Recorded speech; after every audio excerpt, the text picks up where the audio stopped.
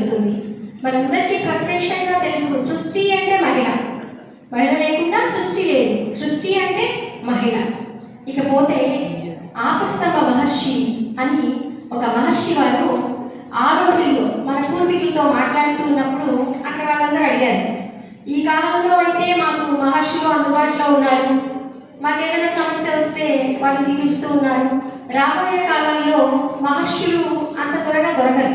ఇప్పుడు మనమే ఉన్నాం, మనం ఎవరైనా ఒక మహర్షిని దర్శించుకోగలమా? లేదు. లేరా? ఉన్నారు. ఆ రోజుల్లో కంటే కూడా ఈ రోజుల్లో ఇంకా ఎక్కువ ఉన్నారు. మన జనాభా ఎంత ఉందో అందులో 10% మహర్షులు ఇప్పుడు ఉన్నారు. ఏ హిమాలయాల్లో అక్కడ ఉంటారు, కాకపోతే మనకి అందుబాటులో ఉండదు.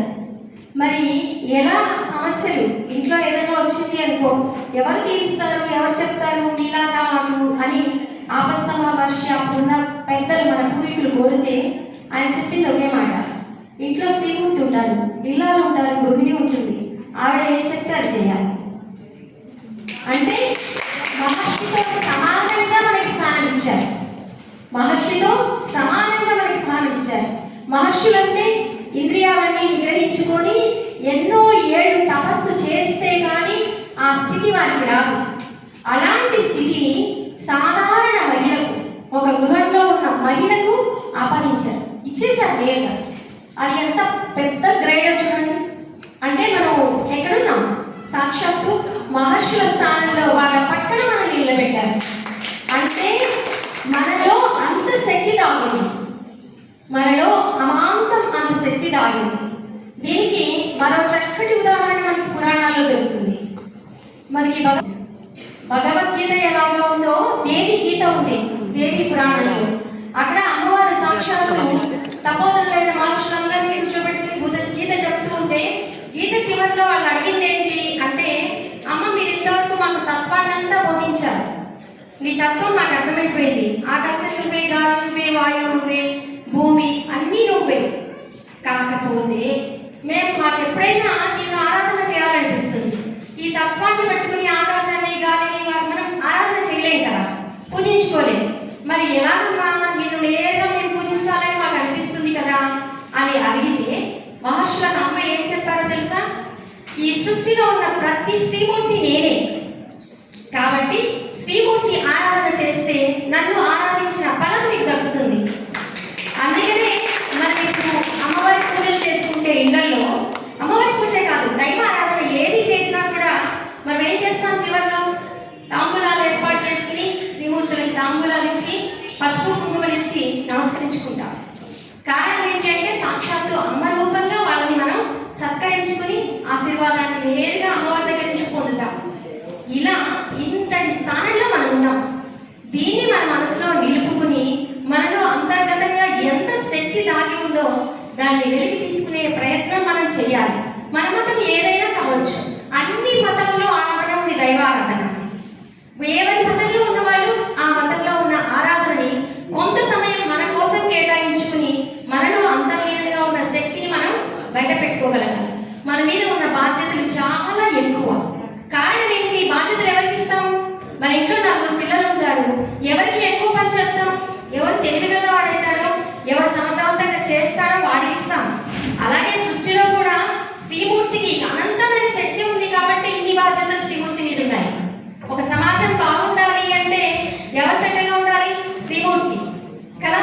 ముఖ్యంగా గృహం, బడి, గుడి, మూడింటిలో ఈ సమాజం అభివృద్ధి ఆధారపడి ఉంటుంది. ముఖ్యంగా గృహం. ఓ పిల్లవాడు ఉన్నాడు, ఇంటి వాతావరణం బాగలేకపోతే వాడు దుర్మార్గుడు అవుతాడు. స్కూల్లో మాస్టర్ ఏం చేయలేడు, సమాజం ఏం చేయలేదు. సమాజం అంతా పాడవడానికి కారణం ఎవరైనా ఇంట్లో మహిళ. అంటే అమ్మవారు సాక్షాత్తు శ్రీమూర్తిగా వచ్చారు. ఈ శ్రీమూర్తి ద్వారే సమాజ అభివృద్ధి అంతా కూడా ఆధారపడి ఉంటుంది. గుడి, బడి, దైవం, ఈ 3 స్థలాలు ఏంటి అంటే మన యొక్క ఆలోచనల మీద తీవ్రమైన స్వభావం చూపిస్తాయి. అందుకనే చాణక్యుడు కూడా నీతి సూత్రాలు చెప్పేటప్పుడు సమాజ పురోభివృద్ధి దేని మీద ఆధారపడి ఉంది అంటే 2 విషయాలు చెప్పాడు. ఒకటి మహిళ అన్నాడు, 2 యువత అన్నాడు. ఆ 2 కూడా మెచ్చైపోయి మిగిలిన మహిళ మాత్రమే. ఎందుకంటే చిన్నప్పటి నుంచి కొడుకుని ఇంట్లో మంచి వాతావరణంలో పెంచితే ఇంత దుర్మార్గులు ప్రపంచంలోకి రారు. ఎక్కడ ఏ హింస జరిగిందంటే ఏదో ఒక రూపంలో మహిళ మళ్ళీ ఉంటూనే ఉంది. కాబట్టి ఇందాక మేడం గారు అన్నట్టు మనలోనే మార్పు రావాలి. మనలో దాగున్న అనంతమైన శక్తులు సమాజం బాగు కోసం, కుటుంబం బాగు కోసం, కోడలి బాధపడితే కొడుకు బాధపడతాడన్న ఆలోచన, చిన్న ఆలోచన చేస్తే అయిపోయింది. అందుకని మనమంతా గుర్తించవలసింది ఏంటి అంటే, ఎవరో మనకి ఏదో ఇవ్వాలి అనేది కాదు, మనలో ఉన్న అనంతమైన శక్తులను మనం బయట పెట్టుకోవడానికి కృషి చేద్దాం. ఈ కృషి మనకి తప్పకుండా ఫలాన్ని ఇస్తుంది. ముఖ్యంగా నేను ఎక్కువ హిందూ సాంప్రదాయం గురించి చెప్తున్నాను అనుకోకండి, ఇది నాకు అలవాటు కాబట్టి చెప్పగలుగుతున్నా. మిగిలిన అన్ని సంప్రదాయాలు కూడా ఇలాంటి గొప్ప విషయాలు ఉంటాయి. మన పూజా విధానం ఎలా ఉంటుంది అంటే, ఈ శరీరం పంచకోశాలతో తయారవుతుంది. అన్నమయ, ప్రాణమయ, మనోమయ, విజ్ఞానమయ, ఆనందమయ. ఈ 5 కోశాలను శుద్ధి చేయడానికి, 5 కోశాలను స్ట్రెంథన్ చేయడానికి పూజలో భాగం ఉంటుంది. 15 నిమిషాలు పూజ చేస్తే ఆ 15 నిమిషాల పూజతో ఇది అంతా కూడా శుద్ధి. 5 కోశాలతో తయారైన శరీరం అంతా కూడా ఇలాంటిది ఏదో ఒక ఆరాధన, ఏదో ఒక దాన్ని రోజు ఒక 20 నిమిషాలు 10 నిమిషాలు పెట్టుకుని మనలో శక్తులని మనం వెలికి తీసుకోవడానికి ప్రయత్నం చేద్దాం. ఇక సమాజంలో మనకంటూ 4 ధర్మాలు ముఖ్యంగా ఉంటాయి. ఈ ధర్మాలని ప్రతి ఒక్కరూ గుర్తుపెట్టుకుంటే, వీటిని గుర్తుపెట్టుకుని నడుచుకుంటే మనం అనుకున్న దానికంటే ఎక్కువ సాధించగలం. మన చుట్టూ ఉన్న వాటినన్నిటిని కూడా నడిపించుకోగలం. అదేంటి అంటే, మొదటిది వ్యక్తిగతం, రెండవది కుటుంబం. ధర్మాల్లో 4లో మొదటిది వ్యక్తిగతం, రెండవది కుటుంబం, మూడవది సమాజం, 4 దైవం.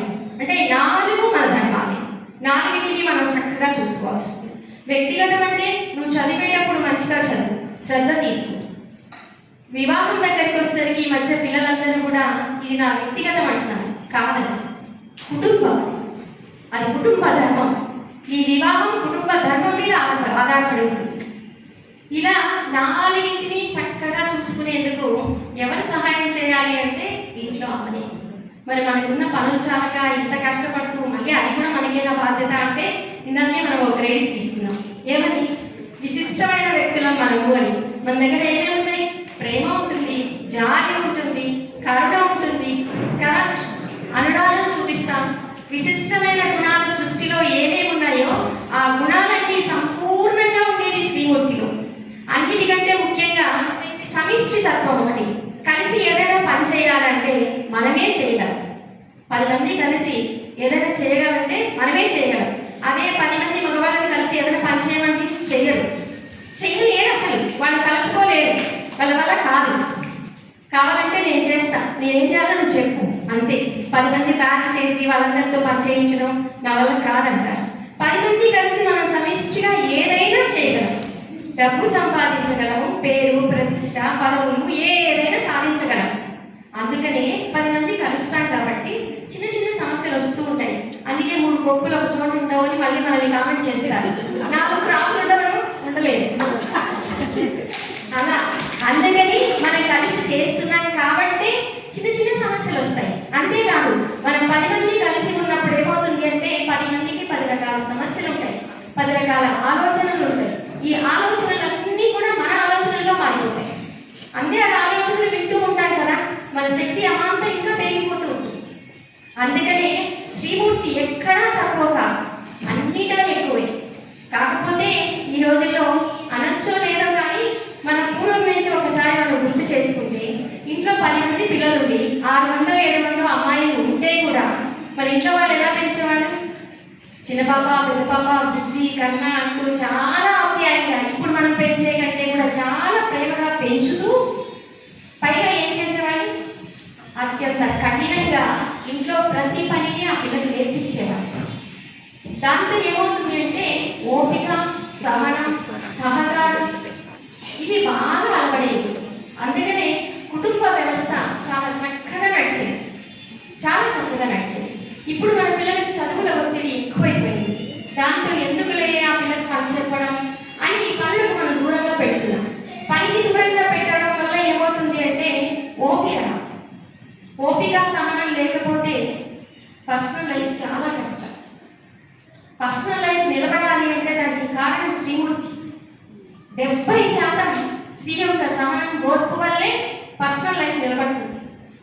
పర్సనల్ లైఫ్కి ఏం కావాలి అంటే తల్లిదండ్రులు చిన్నప్పటి నుంచి అమ్మాయికి కాస్త ఓర్పు, సహనం, చదువుతో పాటు చదువు ఉండాలి. ఎంత రాణించినా కూడా మనకి కుటుంబ వ్యవస్థ కావాలి కదా. జీవితంలో 80% కుటుంబ వ్యవస్థ మీద ఆధారపడుతుంది. చక్కటి కుటుంబ వ్యవస్థ ఉంటేనే సంతోషం. ఆ వ్యవస్థ నిలబడాలి, ముందుకు సాగాలి, మన సాంప్రదాయాలన్నీ కూడా ముందుకు సాగాలి అంటే దానికి కూడా మూల స్తంభం మళ్ళీ అమ్మాయే.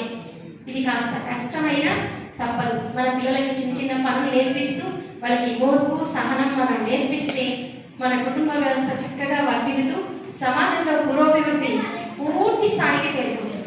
ఇప్పుడు సమాజం ఇంత బాగుంది అంటే కారణం శ్రీమూర్తుల వల్లే. ఎందుకు అంటే మనందరం చూస్తున్నాం కదా, మీరు పూజలు అంటే ఆషామాష అనుకుంటారేమో, చాలా కష్టం. మా గ్రూపులన్నీ అడుగడుగున అంటే ఒక్కొక్క స్ట్రీట్కి ఒక గ్రూప్ ఉంది. ఎక్కడ పూజ అంటే కూడా పరిగెట్టుకుంటూ వచ్చేస్తారు పాపం. 10 గంటలంతా అన్నీ చక్కబెట్టుకుని ఇంట్లో అన్నీ చేసి పెట్టేసి వచ్చి మళ్ళీ 2 గంటలకు ఇంట్లోకి వెళ్తారు. ఎంత కష్టంగా ఉంటుంది. కాకపోతే ఏమవుతుంది అంటే నలుగురు కలవడం వల్ల అమాంతం శక్తి పెరిగిపోతుంది. ఇంట్లో మనం ఒక్కరు కూర్చొని చేసేదానికంటే కూడా ఒక 10 మంది కూర్చుని ఒక చోట లలితా పారాయణ చేస్తే పైన శ్రీచక్రం ఒక ఇమేజ్ ఏర్పడుతుంది. దాని నుంచి విశ్వశక్తి ఎక్కువ క్రాఫ్ట్ చేయడానికి అవకాశం ఉంటుంది. అందుకని మనమందరం కూడా శక్తి మన దగ్గర చాలా ఉంది. ఆ శక్తిని మనం గుర్తించాలి. ఆ శక్తిని మనం ఏం చేయాలి, రోజు మనం రాత్రి కూడా సెల్లు కాసేపు ఛార్జ్ పెట్టి దాన్ని ఏం చేస్తాం, మళ్ళీ వాడుకుంటుంటాం. అలాగే మనలో ఉన్న శక్తిని మనం ఛార్జ్ చేసుకుంటాం. ఆ ఛార్జ్ చేయడానికి ఎవరికి తోచిన ఆరాధన వాడు ఏదో ఒక కొంతసేపు మన కోసం మనం గడుపుదాం. ఇక ముఖ్యంగా చివరి విషయం ఏంటి అంటే ఈ సృష్టి అంతా కూడా అర్ధనారీశ్వర తత్వం. స్త్రీ పురుష ఇక్కడ భేదమే లేదు. ఆ 2 శక్తులు ఒకటే. ఇవి 2 ఉంటేనే సృష్టి మనుగడ సాగుతుంది. అది ఎలాగంటే మనం తీసుకునే ఊపిరి దగ్గర నుంచి మన ప్రాణశక్తి గమనం 2 విధాలుగా జరుగుతుంది. ఒకటి ఉచ్ఛ్వాస, 2 నిశ్వాస. హా స ఆ 2 శివ శక్తులు. అంటే మనం తీసుకునే గాలి కూడా స్త్రీ పురుషులతో ఉంది. ప్రపంచం అంతా అలాగే ఉంది. అందుకనే మనం చేస్తున్న ప్రతి కార్యం వెనుక పురుషుల యొక్క హస్తం ఉంటుంది. వాళ్ళ సహకారంతో మనం చేయగలుగుతాం. అయితే మనకున్న శక్తి, మనకున్న ఆలోచన విధానం వాళ్ళకి రావడం చాలా కష్టం. ఎవరో ఒకరో ఇద్దరు ఉండొచ్చు, మిగిలిన వాళ్ళందరూ కూడా మన ఆలోచనలు, ఎందుకంటే మనం ఎక్కువ పాలు పంచుకుంటూ ఉన్నాం కాబట్టి కష్టాల్లో చేస్తున్న పనుల్లో వాళ్ళ సహకారం మనకు కొంచెంగా అందుతూ ఉన్నప్పటికీ వాళ్ళకి ఏదైనా కావాలంటే మాత్రం మన నుంచే పూర్తి సహాయం అందాలి. ఇందాక అన్నాం, సార్ చెప్పారు కదా, ఎగ్ కాస్ట్ నాకు తెలియదు అని. కారణం ఏంటి, అలా ఉంటున్నప్పుడు ఇక శ్రీమూర్తికి ఎంత ఇంపార్టెన్స్ ఉంటుంది కదా. అది కూడా తెలియకుండా ఒక పసిబిడ్డ వల్లే చూసుకుంటూ ఉంటారు శ్రీమూర్తి ఇంట్లో. ఇంకా వాళ్ళకి ఎంత ప్రేమ అందాలి, అవునా కదా. బిడ్డకి ఇలా తెలియకుండా పెంచుతున్నారు, భర్తని కూడా అలాగే ఏ సమస్య లేకుండా హ్యాపీగా పీస్ఫుల్గా నీ జాబ్ చేసుకో అని చెప్పి వదిలేశారు అంటే శ్రీమూర్తి ఎంత గ్రేట్ కదా. మనమంతా చాలా గ్రేట్.